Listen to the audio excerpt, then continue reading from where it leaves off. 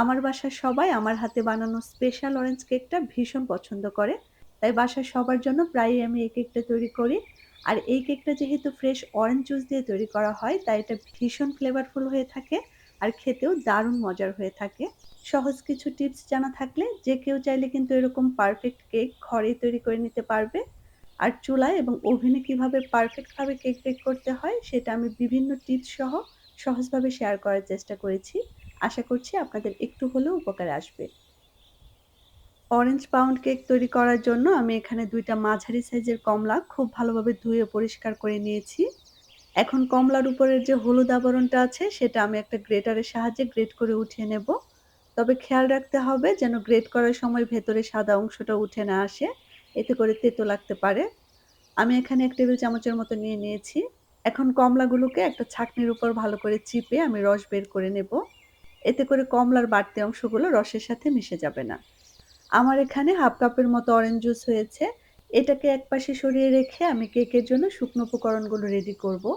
প্রথমে নিয়ে নিচ্ছি ১.৫ কাপ পরিমাণ ময়দা, ১.৫ টেবিল চামচ পরিমাণ বেকিং পাউডার, ১/৪ চা চামচ পরিমাণ বেকিং সোডা এবং ১/৪ চা চামচ পরিমাণ লবণ। সবকিছু একসাথে খুব ভালোভাবে চেলে নিতে হবে। এতে করে শুকনো উপকরণগুলোর মধ্যে বাতাস ক্রিয়েট হবে এবং কেকটা খুব ভালো করে ফুলবে। একটা চামচের সাহায্যে সবকিছু একসাথে মিশিয়ে এটাকে এক সাইডে রেখে দিয়ে কেকের জন্য ব্যাটারটা রেডি করব। আর আজকের কেকের ব্যাটারটা আমি ব্লেন্ডারে ব্লেন্ড করে তৈরি করব। যাদের কাছে ব্লেন্ডার নেই তারা চাইলে কাজটা হ্যান্ড হুইস্ক দিয়েও করতে পারবেন, তবে সেক্ষেত্রে সময়টা একটু বেশি লাগবে। রুম টেম্পারেচারে থাকা ৩ টা ডিম এবং ১ কাপ পরিমাণ চিনি ব্লেন্ডারে দিয়ে আমি ২ মিনিটের মতো ব্লেন্ড করে নিয়েছি। আর এগুলোর কালার চেঞ্জ হয়ে যখন সাদা হয়ে গিয়েছে, তখন এর মধ্যে আমি দিয়ে দিয়েছি হাফ কাপ পরিমাণ সানফ্লাওয়ার অয়েল। আপনারা চাইলে সয়াবিন তেল, ঘি কিংবা গলানো বাটারও এখানে দিতে পারবেন। ১ চা চামচ পরিমাণ অরেঞ্জ এসেন্স এবং ৫ থেকে ৬ ফুটার মতো অরেঞ্জ ফুড কালার দিয়ে দিয়েছি। আর দুটোই কিন্তু অপশনাল, আপনারা চাইলে স্কিপ করতে পারবেন। আর তেল দেওয়ার পর কিন্তু খুব বেশি সময় ব্লেন্ড করা যাবে না। জাস্ট ৩০ সেকেন্ডের মতো ব্লেন্ড করে নিলেই হবে। কেকের ব্যাটারটা হয়ে গিয়েছে। এটাকে একটা মিক্সিং বোলের মধ্যে ঢেলে নিয়ে শুকনো উপকরণগুলো ২ থেকে ৩ ধাপে এর মধ্যে মিশিয়ে দিতে হবে। আর মেশানোর ফাঁকে, ফাঁকে আগে থেকে তৈরি করে রাখা অরেঞ্জ জুসটাও একটু, একটু করে মিশিয়ে দিতে হবে। আর মেশানোর কাজটা কিন্তু এক সাইড থেকে এভাবে ঘুরিয়ে, ঘুরিয়ে করতে হবে। এলোপাথারিভাবে মেশানো যাবে না। এতে করে ডিমের ফোমটা নষ্ট হয়ে গিয়ে কেকটা ভালো করে ফুলবে না। কেক পারফেক্ট হওয়ার জন্য ব্যাটারটা পারফেক্ট হওয়া কিন্তু খুবই ইম্পোর্টেন্ট। তাই পরিমাপটা ঠিক রেখে কেকের ব্যাটারটা একটু যত্ন সহকারে তৈরি করতে হবে। আর চামচ কিংবা স্প্যাচুলার চেয়ে এরকম একটা হ্যান্ড হুইস্কের সাহায্যে কিন্তু মেশানোর কাজটা খুবই ভালো হয়। কেকের ব্যাটারের থিকনেসটা দেখতে ঠিক এরকম হবে। যদি এর চেয়ে ভারী মনে হয় তাহলে এখানে ১ টেবিল চামচের মতো দুধ এড করতে পারেন। অথবা যদি এর চেয়ে পাতলা মনে হয় তাহলে ১ টেবিল চামচের মতো ময়দা এড করতে পারেন। কেকের ব্যাটারটা রেডি হয়ে গিয়েছে। এখন এটাকে সেট করার জন্য আমি একটা ৯ ইঞ্চি মোল্ড নিয়েছি। মোল্ডের মধ্যে আমি সামান্য পরিমাণে তেল ব্রাশ করে নিয়েছি, যাতে করে কেকটা পরবর্তীতে মোল্ড আউট করতে সুবিধা হয়। একটা বাটার পেপার মোল্ডের মধ্যে বিছিয়ে নিয়েছি। আর আপনাদের কাছে যদি বাটার পেপার না থাকে তাহলে যেকোনো লেখালেখির কাগজ এখানে ইউজ করতে পারবেন। এখন আগে থেকে তৈরি করে রাখা কেকের ব্যাটারটা মোল্ডের মধ্যে ঢেলে দিয়েছি এবং একটা শাঁসলিকের কাঠির সাহায্যে এভাবে করে একটু নেড়েচেড়ে দিয়েছি, যাতে করে ভেতরে কোনো এয়ার বাবল থাকলে মিলিয়ে যায়। কেকের ব্যাটারটা সেট করা হয়ে গিয়েছে। এখন এটাকে বেক করার পালা।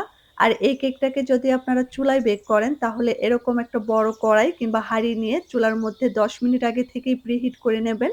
তারপর হাঁড়ির মধ্যে কয়েকটা কাগজ দিয়ে এরকম একটা স্ট্যান্ড দিয়ে দিতে হবে এবং স্ট্যান্ডের উপর কেকের মোল্ডটাকে বসিয়ে ঢাকনা দিয়ে চুলার তাপমাত্রা একদম লোতে করে এটাকে ৬০ থেকে ৭০ মিনিটের জন্য বেক করলেই হয়ে যাবে। আর আপনারা যদি কেকটাকে ওভেনে বেক করেন তাহলে ১৪৫ ডিগ্রি প্রিহিটেড ওভেনে ৫০ মিনিটের জন্য বেক করলেই হয়ে যাবে। কেকটা বেক হতে, হতে আমি কেকের জন্য একটা সুগার সিরাপ তৈরি করব। এজন্য ১ টেবিল চামচ পানির সাথে আমি ১ টেবিল চামচ পরিমাণ চিনি ভালো করে মিশিয়ে নিয়েছি। ৫০ মিনিট পর কেকটাকে আমি ওভেন থেকে বের করে নিয়েছি। আর গরম কেকটার উপর আমি সুগার সিরাপ ব্রাশ করে নেব। আর ওভেনে কেক বেক করলে উপর দিকটা একটু হার্ড হয়ে যায়। তাই গরম কেকের উপর সুগার সিরাপ ব্রাশ করে কেকটাকে ঠান্ডা করে তারপর মোল্ড আউট করলে কেকটা কিন্তু খুবই সফট হয়। কেকটা পুরোপুরি ঠান্ডা হয়ে যাওয়ার পর ব্রেড নাইফের সাহায্যে চারপাশটা ভালো করে ছাড়িয়ে নিয়ে কেকটাকে আমি মোল্ড আউট করে নিয়েছি। আর দেখে নিশ্চয়ই বুঝতে পারছেন কেকটা দেখতে ঠিক কতটা পারফেক্ট আর স্পঞ্জি হয়েছে। আর দেখতে কিন্তু একদম দোকানের মতো হয়েছে মাশাআল্লাহ। সেম রেসিপিতে আপনারা যদি চুলায়ও কেকটা তৈরি করেন তাহলেও কিন্তু এরকম পারফেক্ট কেক তৈরি করতে পারবেন ইনশাআল্লাহ। আর ওভেনের মতো সুন্দর কালার আনতে চাইলে অবশ্যই কিন্তু বেক করার সময় পাত্রের নিচে কয়েকটা কাগজ বিছিয়ে নেবেন।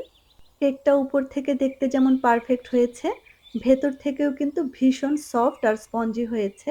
আর খেতে তো হয়েছে মাশাআল্লাহ অসাধারণ। নামি দামি কোনো ব্র্যান্ডের কেকের থেকে কোনো অংশে কম হয়নি। আশা করছি আমার আজকের রেসিপি আপনাদের ভালো লেগেছে। আর রেসিপি ভালো লাগলে এরকম আরো সহজ আর সুন্দর, সুন্দর রেসিপি পেতে চ্যানেল সাবস্ক্রাইব করে নিয়মিত চ্যানেলের সাথেই থাকবেন। আর হাতে সময় থাকলে একটু শেয়ার করে দেবেন যাতে অন্যরাও বানিয়ে খেতে পারে। সবাই ভালো থাকবেন। আসসালামু আলাইকুম।